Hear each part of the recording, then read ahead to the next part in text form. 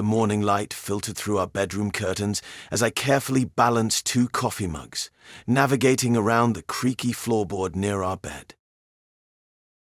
Delaney was still curled up under the covers, her dark hair splayed across the pillow. The aroma of fresh coffee filled the room as I placed her favorite purple mug on her nightstand. I straightened my tie and watched her stir, a small smile forming on her face before she even opened her eyes. This had become our ritual over the past 3 years, me in my pressed suit, her still cozy in bed before heading to her classroom. Throughout the day, my phone would light up with pictures, finger paintings, macaroni art, or sometimes just her students' toothy grins. These snapshots provided welcome breaks between client meetings and spreadsheet analyses. While other consultants decorated their desks with family vacation photos or achievements, I had a growing collection of kindergarten masterpieces pinned to my wall. Last Tuesday, she showed me her latest classroom project, teaching the kids about families. She'd created a display where each student drew their home. In the corner, she'd added her own drawing, a simple house with 2 stick figures, one in a suit and another surrounded by small children. The sight of it made my chest tighten in the best way possible. We weren't the type to make grand gestures or post relationship updates online. Our love showed in the books we shared, the way she fixed my collar before important meetings, and how I always remembered to buy her favorite mint chocolate ice cream. These small moments, strung together, day after day, formed the backbone of our life together. I started noticing the changes in Delaney around mid-spring. Her favorite yellow sundress, the one with tiny daisies that always made her look like sunshine personified, hugged her curves differently. At first, I chalked it up to the dryer running too hot. But then, I spotted the same subtle changes in how her other clothes fit. Her face had softened, cheeks carrying a new roundness that made her look even more youthful than usual. "Someone's been enjoying the treats," I said one morning, keeping my tone light. She swatted my hand away with a laugh that didn't quite reach her eyes. "The kids bring in so many goodies. You try saying no to 20 pairs of puppy dog eyes when they offer you their homemade cookies." I reached across our kitchen island to tuck a stray curl behind her ear, studying her face. The shadows under her eyes seemed darker lately, though she covered them well. Our schedules had gotten more hectic. My consulting firm had taken on new clients, and she'd volunteered to coordinate the spring pageant at her school. Each morning, she still sent me photos from her classroom, kids finger painting, storytime circles, the organized chaos of snack breaks. But something felt off in her messages, a forced cheeriness that didn't match her usual genuine enthusiasm. I convinced myself it was just the stress. Between my longer hours and her extra commitments, we'd been like ships passing in the night. The changes in her appearance were probably just a side effect of our busy lives catching up with us both. One evening while we were both at home, I couldn't find a pen to jot down my to-do list, so I searched through Delaney's purse, since she always had a few on hand. I'd been searching through there for what felt like ages, digging past crumpled receipts and loose change. She always had spare pens floating around in there somewhere. My fingers brushed against something smooth and metallic near the bottom. Instead of a pen, I pulled out a small heart-shaped candy wrapped in shimmering pink foil. The wrapping caught the light, clearly designed to be eye-killing and romantic. It wasn't the kind of candy you'd find in a classroom treasure box or drugstore checkout line. This looked intentional, almost intimate. The discovery stopped me in my tracks. Delaney had been acting different lately. Subtle changes in her demeanor. Less enthusiasm in her messages. I'd chalked it up to work stress, but holding this carefully wrapped heart made my stomach twist. I waited until after dinner to bring it up, watching her load the dishwasher. "Hey, I found this in your purse earlier when I was looking for a pen." I placed the candy on the counter between us. Delaney glanced over, her hands still sudsy from the dishes.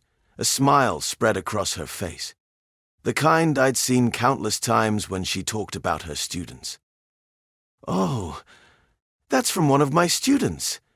You know how they love giving me treats."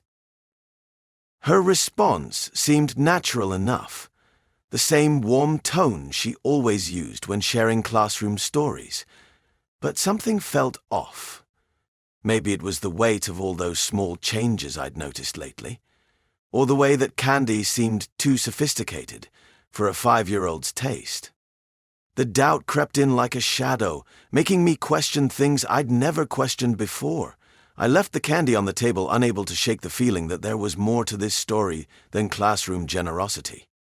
Days later, I was doing our usual weekend cleanup, sorting through the mess that builds up over busy weeks.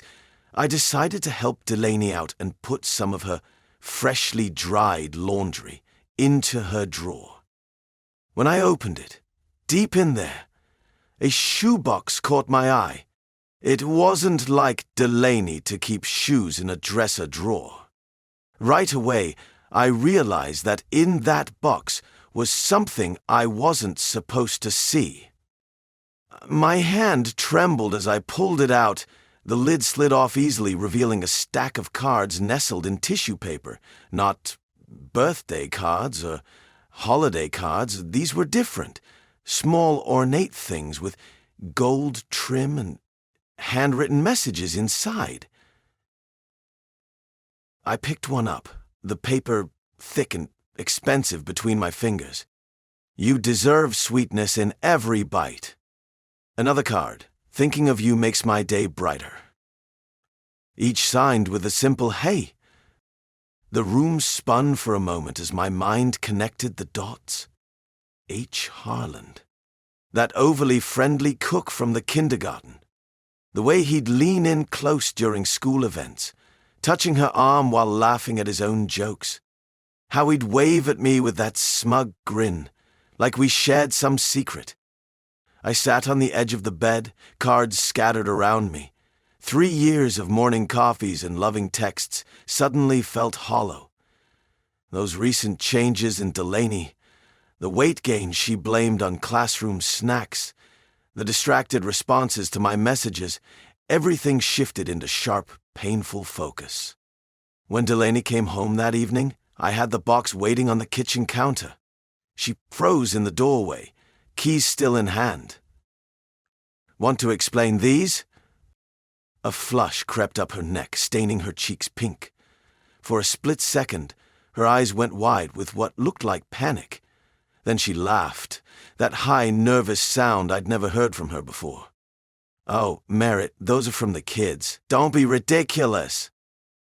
The words came out too fast, too practiced, like she'd rehearsed this explanation, waiting for the day I'd find them. My stomach churned as she bustled around the kitchen, chattering about her day like nothing was wrong. I wanted to believe her, wanted to think I was reading too much into some innocent classroom activity. But the gnawing doubt had already taken root, feeding on every suspicious moment I'd noticed over the past months. I was working from home that day, reviewing monthly projections, when I heard the front door open hours earlier than usual. Delaney trudged in, her tote bag dragging on the floor instead of perched on her shoulder like normal. Her mascara had smudged beneath her eyes, which were puffy and rimmed with red. "Hey, you're home early, huh?" I closed my laptop and stood up from the kitchen table. "Everything okay?" She dropped her bag by the door and forced a smile. "I need to tell you something." My stomach tightened as she sat down across from me, fidgeting with her wedding ring. The afternoon sun streaming through our kitchen window cast harsh shadows across her face. "I'm leaving my job at the school."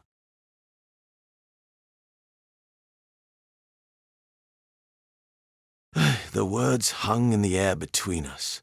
This was the last thing I'd expected. Teaching wasn't just Delaney's career. It was her calling. She'd spend hours telling me about her students' achievements, decorating her classroom on weekends, planning creative projects. What brought this on? Did something happen? I'm just burned out, need a change. She stared at her hands. Maybe try something different. Explore other opportunities. Her voice wavered on the last word. The vague explanation felt rehearsed, hollow. This was the woman who'd stayed up late making personalized birthday cards for 25 kindergartners, who came home covered in glitter and beaming about breakthrough moments with struggling students. I wanted to press further, to understand the real reason behind this sudden decision. The cards from H flashed in my mind. But looking at her fragile expression, the way her shoulders curved inward protectively, I couldn't bring myself to push. Whatever you think is best. I reached across the table to squeeze her hand. You know I'll support you. She nodded quickly and stood up, mumbling something about taking a shower. I watched her disappear upstairs, leaving her tote bag forgotten by the door. About a week after Delaney quit, I was heading home from a quick grocery run when I spotted Sarah, one of our neighbors whose kid goes to Delaney's school, walking her dog. She waved me down, her face tight with concern. Merritt, I need to tell you something. My chest tightened as she pulled me aside, away from the sidewalk. Her voice dropped to barely above a whisper. The other moms are talking. Delaney and that cook, Harlan, they were caught together multiple times. The world tilted sideways. I gripped the nearby fence to steady myself. The administration found them in supply closets, staying late after hours. That's why she left so suddenly. They gave her the option to resign before things got messy. Blood rushed in my ears, the candy wrapper crinkled in my memory, that fancy heart-shaped chocolate I'd found in her purse, the cards, signed with H, hidden in that shoebox, her weight gain from all those classroom treats, the growing distance, the hollow smiles, the rehearsed excuses about burnout. I'm so sorry, Sarah touched my arm. I thought you should hear it from someone who cares, not through gossip. I nodded mechanically, unable to form words. 3 years of marriage collapsed into a series of warning signs I'd chosen to ignore. While I'd been bringing her coffee every morning, believing in our simple, steady love, she'd been sneaking around with the charming cook who made those decadent treats she couldn't resist. My stomach churned. The pieces clicked together with nauseating clarity. Every late night at work, every distant kiss, every half-hearted message. I'd been such a fool. Sarah squeezed my shoulder one last time before walking away, leaving me alone with the crushing weight of truth. I stood there for a little bit, and then went home. When I heard Delaney's key in the lock, my chest tightened. She walked in, her hair pulled back in a messy bun. For a moment I just watched her set down her purse and slip off her shoes. Such a familiar routine that now felt like a stranger's performance. The kitchen air grew thick with tension as she noticed me standing there. Her eyes darted to the clock, probably wondering why I was home so early. I heard about you and Harlan, I said, my voice coming out colder than I'd ever heard it. The color drained from her face so fast I thought she might faint. Her mouth opened and closed like a fish out of water. But then something shifted in her expression, that same look she had when she told me about quitting her job. That's ridiculous, she stammered. Who told you that? People just love to spread rumors. My jaw clenched. Even now, even with everything laid bare, she was still trying to lie. The cards, the candy, the weight gain from all those special treats he'd make just for her, it all clicked into place with sickening clarity. Please, she continued, her voice trembling, I already told you why I left. I wasn't happy there anymore. The pressure, the workload. The only thing you weren't happy with was me, I snapped, the words tasting like bile in my mouth. I couldn't stand to look at her face another second. couldn't bear to watch her craft another lie. I turned and walked out of the room, leaving her standing in the kitchen with her rehearsed excuses dying on her lips. I didn't talk to her anymore, even though she kept begging to have a conversation. It took me a couple days to pack my stuff and book a hotel for myself. The familiar corporate smell of laundered sheets and air conditioning felt more like home than our house did now. Each morning, I'd wake up expecting this to be just a nightmare, but reality would hit me again. My wife had betrayed everything we built together. The divorce papers sat heavy in my briefcase for 2 days before I finally had them delivered. My lawyer advised against direct contact, so I had a courier handle it. Part of me wanted to see her face when she received them, but I knew seeing her would only weaken my resolve. The hotel room became my sanctuary and prison. I'd sit there after work, staring at the generic art on the walls, wondering how I missed the signs, the weight gain, the mysterious candy, the cards, all puzzle pieces I'd refused to put together. My wedding ring felt foreign on my finger now, like it belonged to someone else's life. Delaney showed up at my office one afternoon.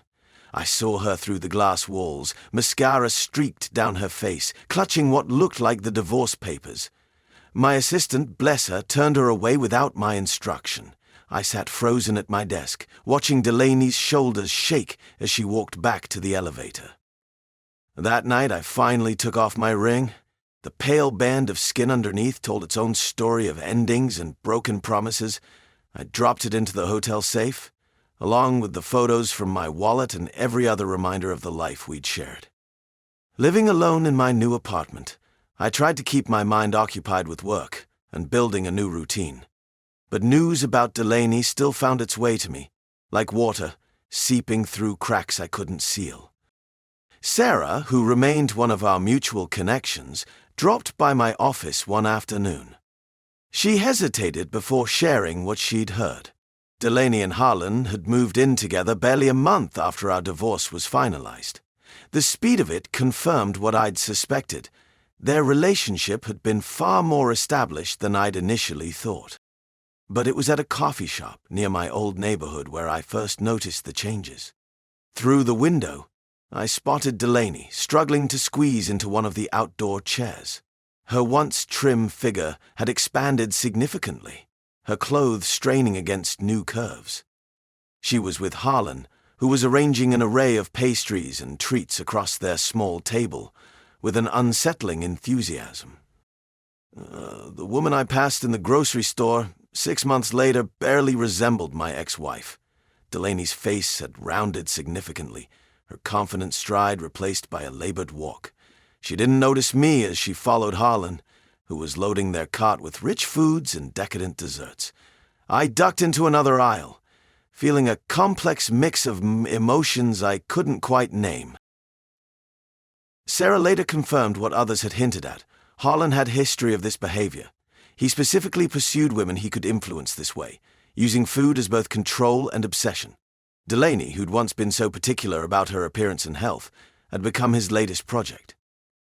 Part of me wanted to feel vindicated, seeing her choices lead to such visible consequences, but mostly I felt a distant sort of pity, mixed with disgust. The vibrant, energetic woman who taught kindergarten was disappearing beneath layers of Harlan's influence, both literally and figuratively. She'd chosen this path, exchanging our life together for his twisted version of love. I archived the last photos of us together and blocked her on social media. Whatever was happening to Delaney now was no longer my concern. She'd made her choice, and I needed to make mine, to move forward without looking back. I hadn't seen Delaney in over a year when Sarah called me about her condition. She'd ballooned to an unrecognizable size, barely able to leave the apartment she shared with Harlan. Each time Sarah visited, there were more empty takeout containers, more elaborate desserts in the fridge. Harlan had turned their home into a feeding station. The last time I glimpsed Delaney at the grocery store, she could still walk, though she struggled. The woman I married, who used to dance around our kitchen and chase kids on the playground, could barely stand without help. Sarah kept me updated on Delaney's downward spiral, though I never asked for details. Harlan had complete control over her life, her meals, her schedule, even who she could see. He'd isolated her from everyone except himself. Then, when she became too dependent, too heavy to function, he out of nowhere had simply walked away, left her for some waitress at his new restaurant. I received a call from social services about Delaney's placement in Oakwood Care Center. They needed her medical history, and she gave them my number for some reason. Maybe she wanted me to know what happened, to feel sorry for her. It wouldn't work anymore. I directed them to her parents, who'd washed their hands of the situation months ago. The social worker sounded defeated, explaining how Delaney could barely move, how she needed round-the-clock care just to stay clean and fed. A letter arrived at my office 3 months after her admission to Oakwood. I recognized her handwriting on the envelope, though it was shakier than before. The pages inside were filled with apologies, explanations about how Harlan had manipulated her, how she'd lost herself.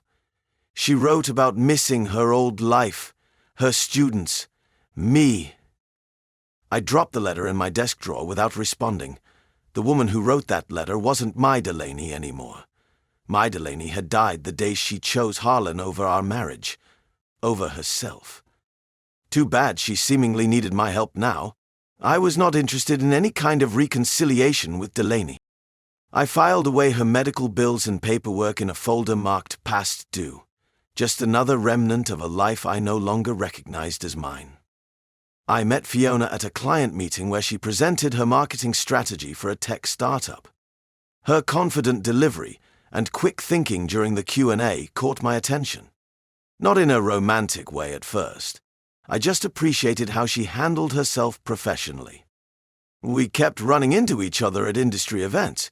One evening, after a particularly long conference, we ended up grabbing dinner at a small Italian place nearby. Fiona shared stories about her travels, her close relationship with her sister, and even her failed attempts at learning to cook. There was no pretense, no hidden agenda, just honest conversation. Weeks turned into months of casual meetups.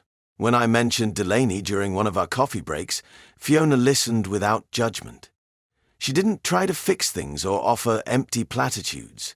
Instead, she shared her own experience with a college boyfriend who'd betrayed her trust. Her vulnerability made it easier for me to open up about my own wounds. What struck me most about Fiona was her transparency. If she was having a rough day, she'd say it. If something excited her, her whole face would light up. No guessing games, no hidden meanings to decipher. During a weekend hike, I found myself telling Fiona things I'd forgotten about myself. Old dreams, silly fears, random memories from childhood. She listened with genuine interest, asking questions that made me think deeper about who I was, beyond my divorce story. With Fiona, I finally felt secure, seen, and happy. I was reviewing quarterly reports when Sarah's text arrived. Delaney had passed away at the care facility. A mixture of health complications from the weight gain and depression, she'd explained in the follow-up call. I sat back in my office chair, letting the news sink in. The weight that had been lingering in my chest these past years finally lifted. Not joy, not sadness, just release. Like setting down a heavy box I'd been carrying for too long. I touched my desk drawer where I kept her last letter, still unopened. That evening, I took Fiona to our favorite rooftop restaurant. The city lights twinkled below us like scattered stars. She wore that green dress I loved, her red hair catching the golden sunset. We'd been dating for 2 years now, building something real and honest. I reached across the table and took her hand. The ring box felt warm in my pocket where I'd been carrying it for weeks, waiting for the right moment. Now, with the last threads of my past life finally severed, I knew it was time. "Fiona," I said, getting down on one knee. "You brought light back into my life when I thought I'd lost my way. Will you marry me?" Her eyes welled up as she nodded, pulling me into a tight embrace. The other diners applauded, but I barely noticed. All I could see was her smile, bright and true. We got married in spring, a small ceremony with close friends and family. As we exchanged vows, I felt nothing but certainty. This was real love, built on trust, respect, and honesty. No dark corners, no unspoken words. Every morning now, I wake up next to Fiona, feeling grateful. We have our routines. She brings me coffee, I cook breakfast. Simple moments that mean everything. This is what happiness should feel like. Clear and uncomplicated, like morning sunlight through clean windows. Hey everyone, if you enjoyed the story, remember to like, subscribe, and comment on the video for more stories like this. Don't forget to turn on notifications so you never miss an update. If you have any similar stories to share, leave them in the comments and we'll make sure to bring them to life. Thanks for watching.